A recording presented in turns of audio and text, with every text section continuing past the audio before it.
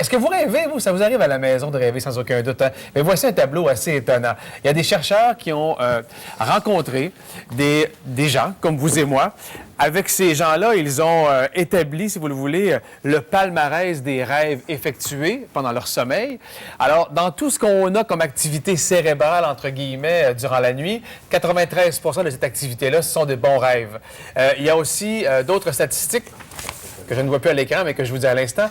4 ce sont des mauvais rêves et 2,5 des cauchemars. Alors, on voulait établir la corrélation entre les mauvais rêves, les cauchemars et l'impact que ça a chez l'être humain. Bonjour Geneviève, vous allez bien? Oui, merci. Alors, c'est une grosse étude que vous avez faite. Vous avez analysé 10 000 rêves pour en arriver à les conclusions qu'on vient d'avoir. Oui.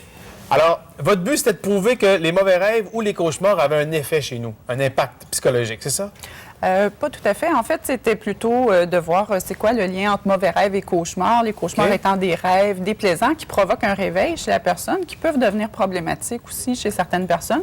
Et les mauvais rêves qui sont une forme un peu moins intense que les cauchemars. Alors, par l'étude, on a étudié le contenu de ces rêves-là. Et puis, on s'est rendu compte que finalement, il y avait une grande variété de contenu dans ces rêves-là. Je suis étonné, moi, de voir que 93 des rêves, c'est des bons rêves, tout simplement. Bien, c'est des rêves, en fait, que les gens ne qualifient pas comme des mauvais rêves ou des cauchemars, donc dont le contenu n'est pas nécessairement déplaisant. Ouais. OK. Mais le contenu qui est déplaisant, lui, les mauvais rêves, c'est quoi? Oui. Les hommes et les femmes ont des mauvais rêves entourant quel problème? Bien, ce qu'on a mis en évidence, nous, c'est ce qui caractérise le plus, c'est des agressions physiques. C'est ce qui est le plus fréquent, qui est rapporté dans les mauvais rêves et les cauchemars. Ensuite viennent les conflits interpersonnels. Donc, c'est surtout ces deux thématiques-là qui sont le plus fréquemment rapportées. C'est quoi la différence entre un mauvais rêve et un cauchemar? C'est qu'un cauchemar, c'est que c'est tellement intense émotionnellement que la personne va se réveiller de son rêve.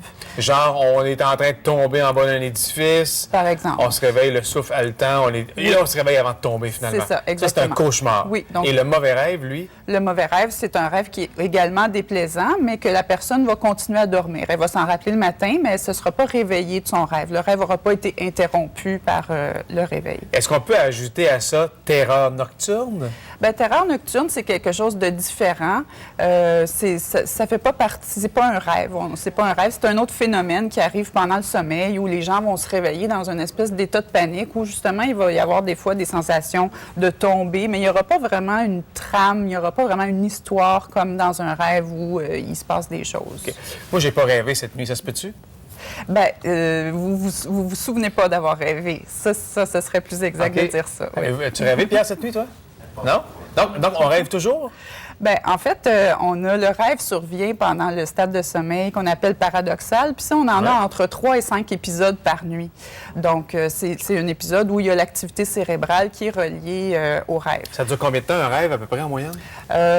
Ça varie. Plus la nuit avance, plus les épisodes sont longs. Ça peut aller jusqu'à 45 minutes. Ouais. À ce point-là? C'est pas une question de secondes, comme certains ont déjà évoqué? Ça peut être très long comme ça. Bien, en fait, on ne peut pas vraiment savoir, mais on sait que l'activité cérébrale reliée au rêve dure un certain temps, qui peut aller jusqu'à 40 Donc, minutes. les conclusions de votre étude donnent quoi? Il y a un impact quand on fait des mauvais rêves et des cauchemars, ça laisse des traces?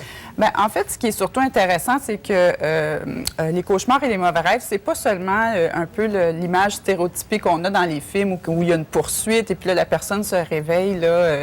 Il y a toutes sortes de choses qui peuvent se retrouver dans les cauchemars, les mauvais rêves. Et puis, il y a toutes sortes d'émotions aussi. C'est pas seulement la peur. Les gens vont rapporter des rêves, par exemple, où c'est plus de la tristesse, de la colère, de la culpabilité. Donc, il y a toute une variété de contenu dans les mauvais rêves et les cauchemars. En terminant, voici ce à quoi vous rêvez, les hommes, davantage. Alors, vous rêvez apparemment à des tremblements de terre? Oui, tout ce qui est catastrophe naturelle, c'est quelque chose qu'on a retrouvé davantage dans les cauchemars des hommes. Alors, les grosses affaires à grand déploiement spectaculaire, les hommes, on rêve plus à ça. Oui, les guerres. Et pour les femmes, c'est drôle, je suis pas étonné. C'est lié au conflit interpersonnel davantage? Parce que ça les préoccupe davantage, quoi? Probablement, oui, que ça reflète aussi des différences de personnalité un peu. Les femmes sont souvent plus préoccupées par des enjeux sociaux, de relations interpersonnelles, puis ça se reflète dans les rêves. Bien, merci beaucoup, Geneviève Robert. Merci bien.